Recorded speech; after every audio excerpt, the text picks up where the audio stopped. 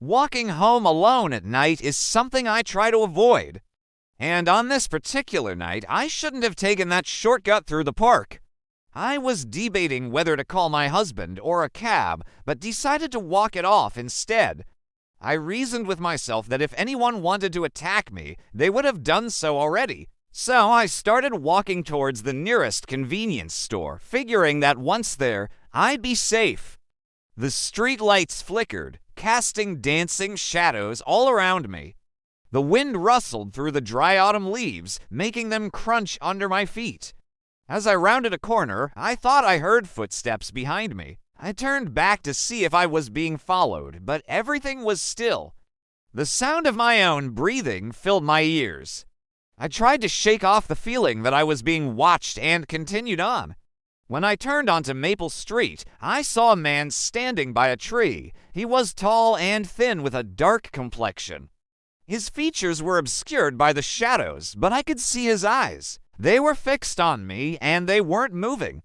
I couldn't help but stare back, and for a moment we just stood there looking at each other.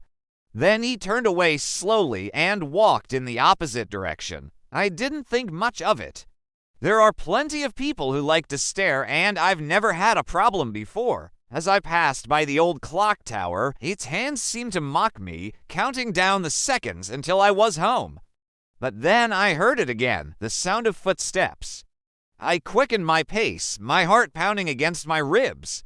Was I really being followed? I told myself not to be silly. There was probably a perfectly logical explanation. Maybe the man from the clock tower was walking in the same direction as me. But then I turned down a side street and the footsteps stopped. I hesitated, wondering if I should go back and confront whoever was following me.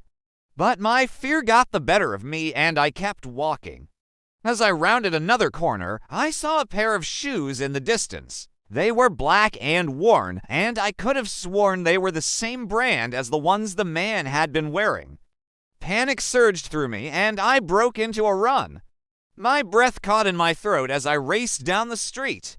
Footsteps pounded on the pavement behind me, getting closer, matching my stride for stride. My eyes darted around, searching for a place to hide, but there was nowhere to go. The rhythmic thud of his footsteps echoed in my ears, driving me on. Suddenly, I saw a light up ahead. I stumbled towards it, desperate for help. It was a house with its curtains drawn and lights turned low. I could see the silhouettes of people inside. I burst through the open door and cried out for help. The image seared into my brain, the sight of those dark, soulless eyes watching me from afar. As I stumbled through the house, my fingers brushed against a cold, damp wall. A shiver ran down my spine. I could feel his presence behind me, like a shadow, always there, always watching. I turned, my heart pounding, but there was nothing there. Only the darkness and the whisper of my own fear. And then I heard a voice. "Can I help you?" A woman stood before me, her face etched with concern. I looked past her, into the shadows beyond. But when I turned back, the woman was gone. Had she been there at all, or was my fear playing tricks on me? I found my way to a window and pressed my forehead against the cool glass. Outside, the street was empty. Had I imagined the whole thing? Was I truly alone? I took a deep breath, trying to calm myself. Of course, I was alone. There was no one else there.